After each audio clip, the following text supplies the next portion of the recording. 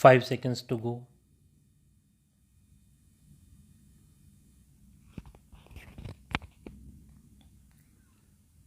Start.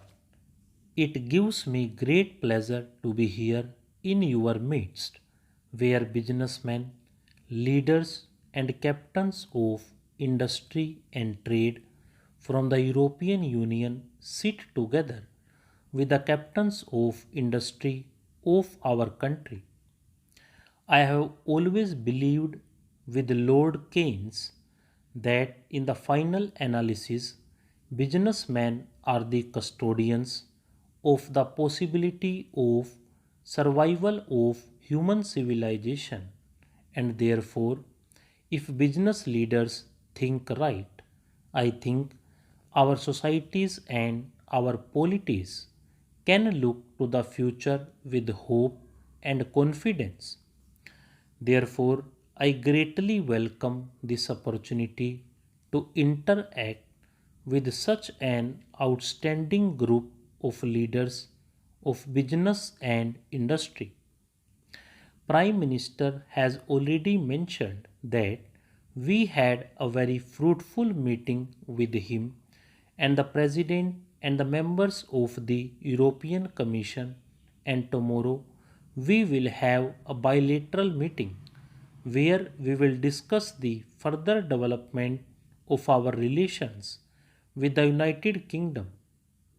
Under the presidentship of Prime Minister, we have made a very good progress in our strategic partnership. I am grateful to you, Prime Minister, for the leadership you have given to the process of widening and deepening of our relationship with the European Union. We live in a world of constant change, and the success belongs to those who are adept at mastering processes of change. In our own times, few leaders of countries have shown that much expertise in effective management of change processes than Prime Minister. Therefore, what he has told you this afternoon, I think I heartily agree. Those are the ways to manage processes of change, and the moral of what he has been saying is similar to what I have been saying to our own people. Do not be too fearful of change. Learn to live with change, though, of course, governments have the responsibility to smoothen the processes of change, smoothen the transitional pain that may at some times accompany the processes of change. So, what Prime Minister has told you this evening, I heartily support. It is for me and for my colleagues a great delight that we have this opportunity to interact with the leaders of European and Indian business. I sincerely believe that in the modern world, the relationship between governments in increasingly mediated through and influenced by the relationship between the civil society and the business community. It is on the foundation of people to people and business to business relations that we in government try to build state to state relations. India and the EU have deep and abiding ties comprising political, cultural, social, and economic relations. We are the largest democracies of the world. We cherish the freedoms that democracy offers. We share a common belief in pluralism, consultations, and consensus, in the rule of law, and in peace. For in peace and in stability, we have the foundations necessary for development and economic growth within the framework of an open society and an open economy.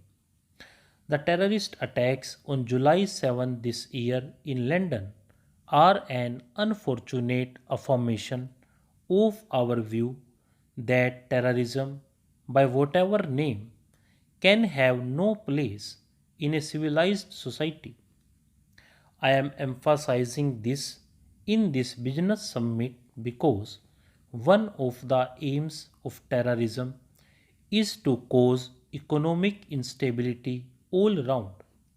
I hope that as India and EU join hands today to strengthen our economic ties, one aspect of those ties must be to ensure peace in our lands. We need each other's strong support in that endeavor. We meet here today at a time when the Indian economy is once again on an upward growth path. For 2 years in a row, we have had upwards of 7% growth in our national income. This year, we expect to repeat that performance. I am convinced that we will sustain this rate of growth, perhaps even improve upon it in the next few years. This has the potential of transforming our economy in many ways. It is now possible as never before for us to visualize an India without poverty, without disease, and without scourge of extreme deprivation. There is an air of optimism, and as a believer in the ideas of Lord Keynes, I am convinced that positive expectations have a way of yielding positive outcomes.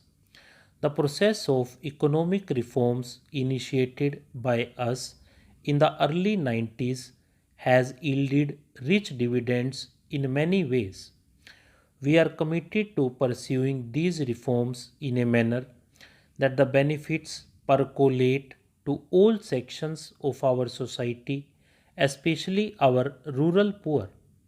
I have often said that we must walk on two legs, pursuing greater efficiency and simultaneously pursuing greater equity in the working of the economy. I do believe that if the fruits of higher economic growth are better shared, this in itself will stimulate further growth. We see the EU as a natural partner in our economic development. For centuries, long before the colonial era began, Indians and Europeans have been engaged in commerce. India has had civilizational and commercial links with the different nationalities within Europe. We must build on those links by renewing the economic, social, and cultural basis of our relationship. Stop.